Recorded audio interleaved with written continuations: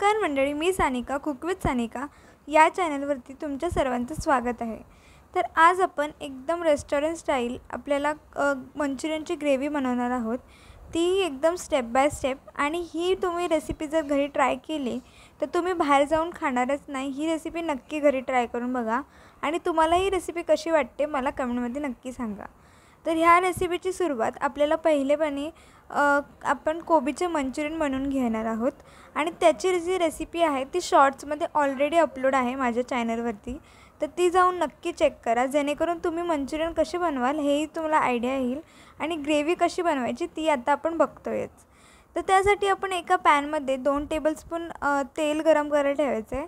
त्यानंतर त्याच्यामध्ये थोडे बारीक चिरलेला लसूण, बारीक चिरलेली मिरची आणि बारीक चिरलेली भोपळी मिरची हे सगळे ॲड करून घ्यायचे, आणि हे तेलामध्ये जवळजवळ 10 to 15% भाजून घ्यायचे।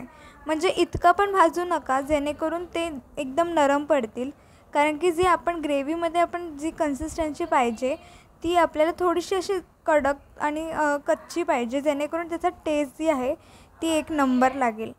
त्यानंतर हे सगळं ॲड झाल्यानंतर आपण पूर्णपणे टॉस करून घेऊ पुन्हा, आणि हे सगळं शेवटी एकदम एंड ऑफ दिस ग्रेव्हीमध्ये आपण कोबी ॲड करणार आहोत।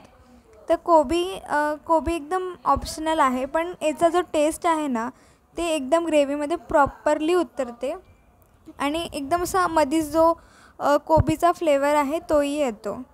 हे पुन्हा आपण तेलामध्ये भाजून घ्यायचं, आणि आपल्याला म्हणजे शिजलं आहे कसं हे कसं समजणार, तर जी कोबी आहे ती थोडीशी ब्राउनिश होते, म्हणजे जास्त नाही, 2 to 3%च आपल्याला इकडून तिकडून फ्राय करायचं आहे, टॉस करायचं आहे मेन म्हणजे।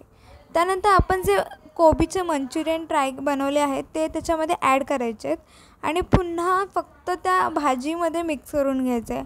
ना याच्यामध्ये कसले मसाले ॲड करायचे ना काय, फक्त त्या भाजीमध्ये टॉस करून घ्यायचे आहेत, आणि पूर्णपणे एंडपर्यंत सगळीकडे मिक्स करून घ्यायचं आहे। आता सगळ्यात महत्त्वाचा पॉईंट येतो, तो म्हणजे आपण जी ग्रेव्ही त्याच्यात ॲड करतो आहे ती। तर इथे मी चिंग्सचा मंचुरियन मसाला यूज केला आहे।